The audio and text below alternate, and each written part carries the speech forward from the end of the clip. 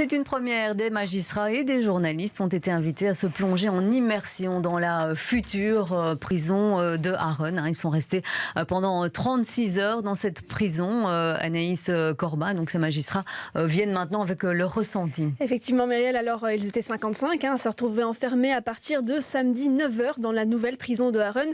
Alors le but est de faire l'expérience directe de la vie en prison et de son impact psychologique. C'est sur base volontaire que les participants ont pu être incarcérés jusqu'à dimanche après-midi. Les magistrats, qui sont donc des juges pénaux, juges d'instruction, procureurs et stagiaires judiciaires, ont été soumis aux mêmes conditions de détention qu'un vrai détenu. Ils ne pouvaient pas utiliser par exemple leur téléphone portable, mais avaient la possibilité de recevoir les visites des familles. Alors, tout comme les vrais détenus, mais des mêmes conditions de vie à quelques différences près, eux, par contre, connaissaient leur date de sortie. Le mot terminus pouvait être utilisé si l'un des participants supportait mal cette immersion dans l'univers carcéral afin de mettre fin à l'expérience. Ils ont dû suivre l'horaire quotidien normal des détenus, prendre les mêmes repas et ont eu les mêmes activités obligatoires.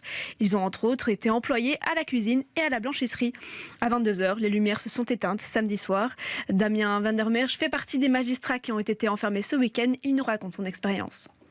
Vous êtes dépendant de tout. Vous entrez en cellule, vous avez, oui, quelques documents que vous essayez de lire avec un horaire qui est prévu, mais qui finalement est respecté tant bien que mal. Mais même avec cet horaire, vous attendez chaque fois l'étape suivante que ça arrive. On était tous crevés à cause du stress, de n'avoir rien fait, d'être toujours dans l'attente de cette étape suivante et de ne pas la rater aussi. Ce sentiment d'être totalement déresponsabilisé est évidemment toujours un peu interpellant puisque on attend évidemment que des gens après la prison soient davantage responsables pour éviter la récidive. Là, je peux vous dire qu'on est encore vraiment totalement déresponsabilisé. Que quand on est allé au préau, je pensais que j'allais avoir la bouffée d'air. Bon, ce n'était pas très beau, mais je pensais ciel ouvert, bouffée d'air.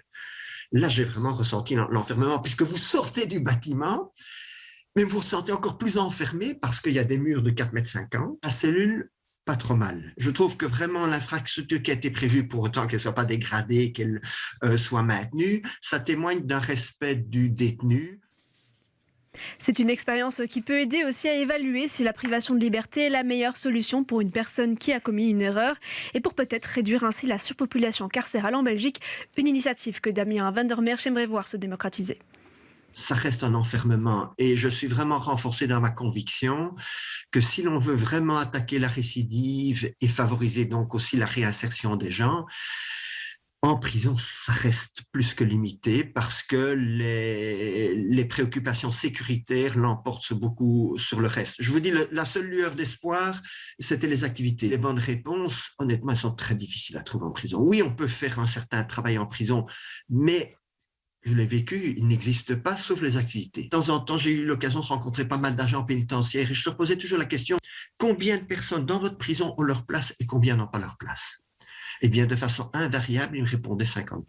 Là, je crois qu'on doit vraiment se concentrer pour dire, dans notre intérêt à nous, d'éviter la récidive, de travailler pour ces 50%, pour, dès que possible, pouvoir faire du travail hors des murs. Je souhaite vraiment que les juges correctionnels qui donnent des mois, des années de prison, fassent ces expériences pour simplement qu'ils sachent bien la portée exacte de ce qu'ils décident. Moi-même qui connaissais bien ces situations, j'ai l'impression que j'en mesure encore un peu plus le poids, ne fût qu'après 36 heures, donc pas beaucoup. Donc moi, je pense que ce serait très important.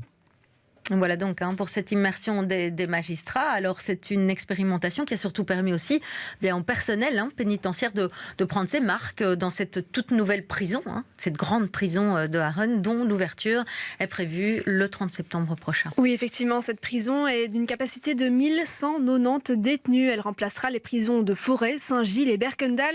Alors la grande différence avec les prisons traditionnelles est qu'il s'agit de ce qu'on appelle un village pénitentiaire, donc doté d'une quinzaine de bâtiments plus petits et d'unités de vie séparées, chacune comptant environ 30 places, le tout réparti sur 10 hectares.